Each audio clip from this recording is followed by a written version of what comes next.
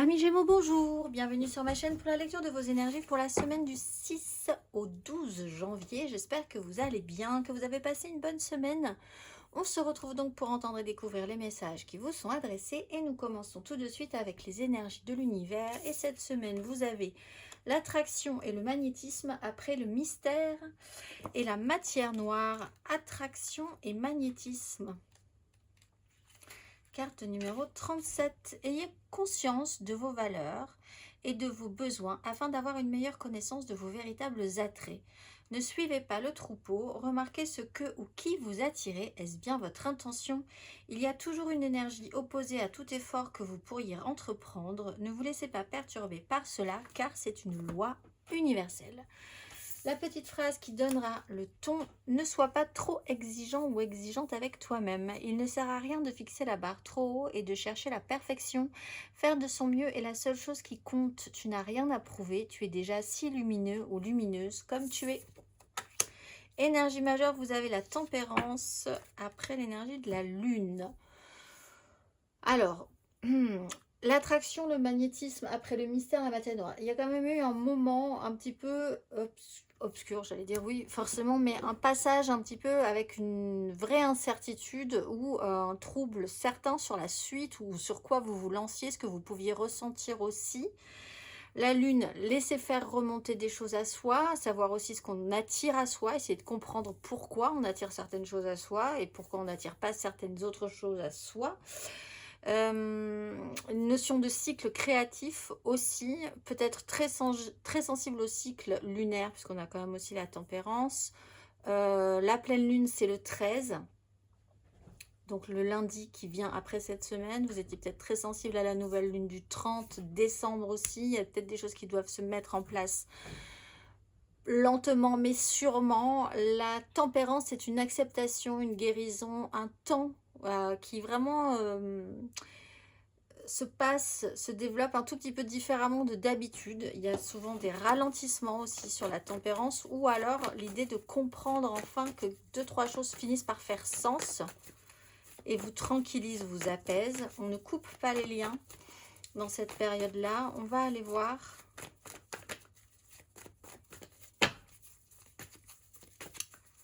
trois cartes, amis Gémeaux, semaine du 6 au 12 janvier.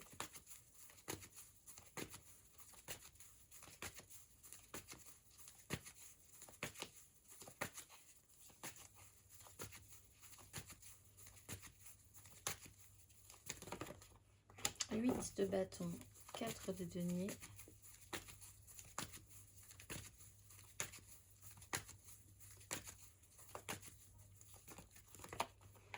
Tempérance, la justice à l'envers.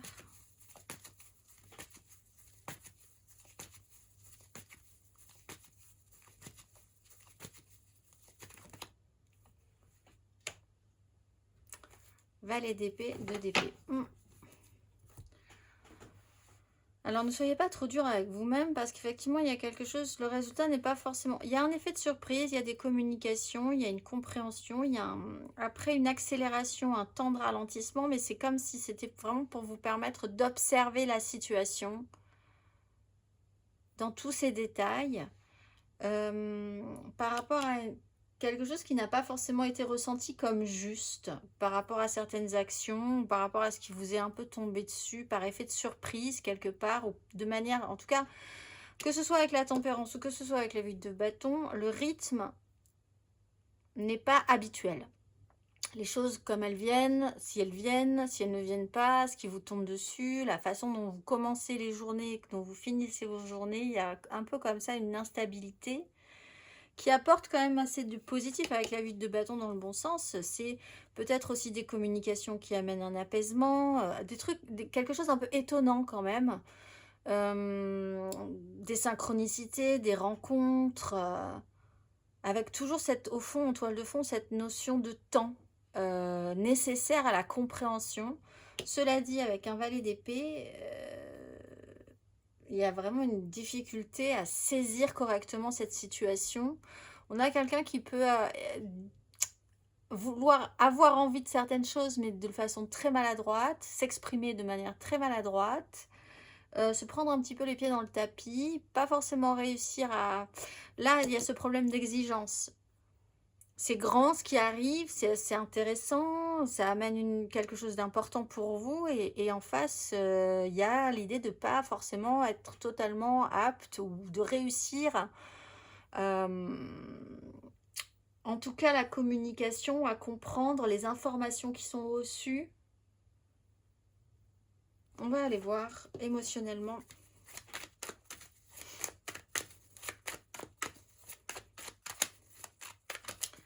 Amis Gémeaux, émotionnellement, semaine du 6 au 12 janvier. Jeu de coupe. La maison de Dieu. Ah oui.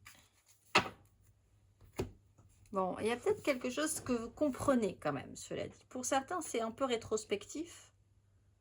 C'est sur un lien, une connexion, un engagement, une association. C'est pas forcément amoureux, mais ça touche à votre émotionnel. Ça vous touche émotionnellement, mais ça peut être un lien amical, familial, professionnel, amoureux, effectivement aussi.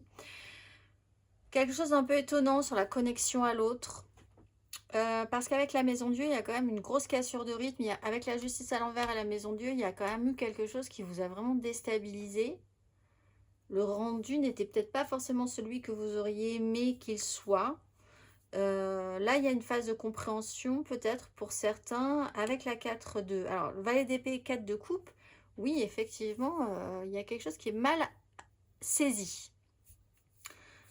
C'est pas forcément grave, mais c'est vrai que c'est peut-être avec l'étoile quelque chose qui doit être fait de cette manière-là ou qui a dû être fait de cette manière-là. C'est ici que vous comprenez le pourquoi du comment. À un moment donné, quelque chose n'a pas forcément été bien saisi. Mais cette fois-ci, peut-être que vous aurez l'occasion de pouvoir correctement saisir ce que vous aviez besoin de saisir. Donc là, il y a vraiment une énergie qui peut être rétrospective puisqu'on est dans une phase de tempérance, donc d'acceptation, de guérison sur quelque chose du passé.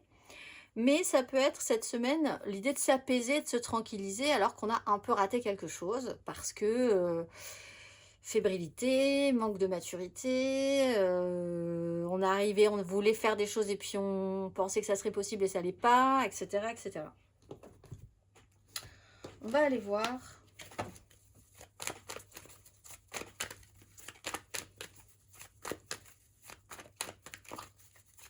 Il y a pour certains Gémeaux aussi une problématique avec quelque chose d'assez intense tout de suite, immédiat. Et puis, quelque chose qui se pose comme ça, comme un soufflet, qui retombe. Et là aussi,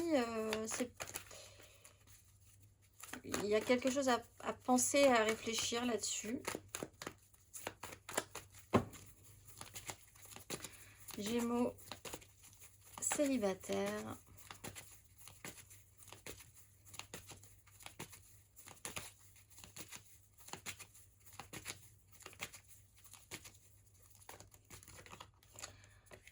Roi de bâton à la classe de bâton. Alors, il peut être question d'un signe de feu, Bélier, Lion, Sagittaire, une connexion peut-être avec cette personne-là, quelqu'un qui a un pouvoir et une autorité, en ce cas, qui est un petit peu au-dessus de vous. Hein, dans ce cas-là, si vous êtes ce signe d'air avec le valet d'épée, qui n'arrive pas trop à...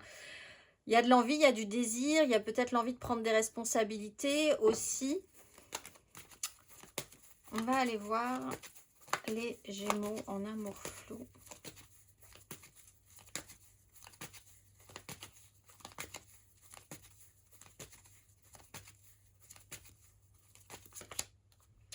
Neuf de coupe, roi de coupe. La quête, la recherche d'une vraie satisfaction. Alors, on est dans des énergies masculines, hein, cela dit.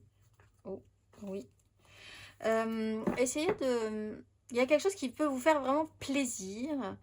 Ça peut être une compréhension. Alors, peut-être là, une espèce de frustration à ne pas pouvoir aller au-delà de ce qui déjà vous donne vraiment ce goût et cette envie de vous faire plaisir, d'être satisfait d'une chose.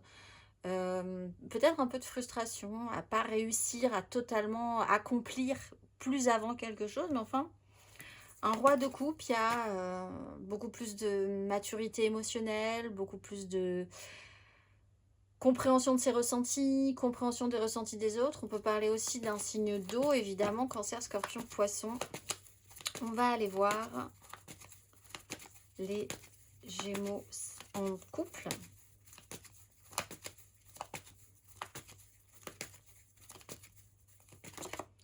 Le fou et la 4 de bâton. Alors, il y a des engagements qui sont importants et après, il y a une vraie libération. Oser peut-être se permettre. Alors, il y a peut-être un lâchage de rampe par rapport à un engagement, par rapport à du concret, du matériel, des énergies de pouvoir, de responsabilité, une énergie paternelle ou paternaliste aussi. Là, soit il y a vraiment cette notion de vouloir partir en courant d'une situation, de faire quelque chose qui est un peu innovant aussi, la volonté de se libérer ou de pouvoir se permettre, qui ne tente rien n'a rien, comme on dit. On va aller voir.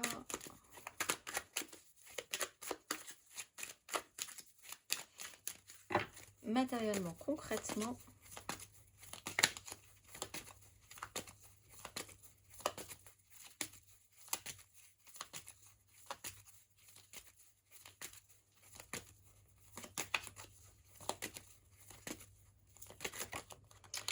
De bâton sur 8 de bâton, on a l'impératrice, la roue de fortune, le monde. Oui, il y a peut-être quelque chose qui se représente là, qui refait une boucle. Et cette fois-ci, un tout petit peu plus de maturité. On passe du valet d'épée au roi d'épée, on monte en grade. 8 de bâton. À nouveau, quelque chose d'un peu étonnant. La route. Alors, ça peut être des communications, quelque chose comme ça qui vous pousse un petit peu vers l'avant. C'est pas forcément un rythme sur lequel vous êtes très à l'aise. Ça vous amène à devoir vous adapter, à devoir saisir ce que vous pouvez saisir dans cette situation. C'est comme quand on court et que tout à coup, pris dans un élan, dans la pente, on va plus vite que les choses vont plus vite que ça ne devait, les gens vont un petit peu plus vite que ce qu'on avait pensé, et il faut juste essayer de garder l'équilibre, et c'est un peu cette sensation-là, qui peut apporter du bon ou du mauvais, un effet de surprise en tout cas, mais une fluidité dans les événements ou dans les énergies. La roue de fortune, c'est quelque chose qui peut revenir de manière cyclique, on change d'énergie, peut-être parce qu'on a compris ou accepté, ou créé du compris, oui, compris... recouper les informations correctement, etc. Il y a quand même quelque chose qui peut faire sens cette fois-ci. Mais vous pouvez aussi avoir la chance de pouvoir faire un tout petit peu différemment sur quelque chose qui s'est déjà présenté à vous. Et cette fois-ci, vous pouvez passer le cap de devenir un roi d'épée, c'est-à-dire là, quand même, un tout petit peu plus de maturité, de pouvoir sur la situation, décider des choses qui peuvent être un tout petit peu plus impactantes aussi, ce qui n'était pas forcément le cas précédemment. On va aller voir le conseil.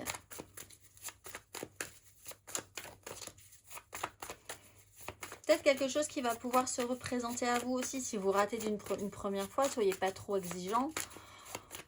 On a toujours l'occasion de se récupérer à un moment ou à un autre.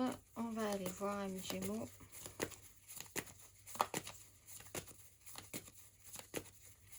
Le conseil. Alors, la justice, la grande prêtresse. Il y a... Alors, on a toute la famille. Le cavalier d'épée est là aussi. Il y a des communications, je pense. Il y a une source d'information. Voir la vérité en face, faire en conséquence. Honnêteté, lucidité, clarté, ce qui est, ce qui n'est pas, ce qui existe, ce qui est là, ce que vous attirez à vous, ce que vous n'attirez pas à vous.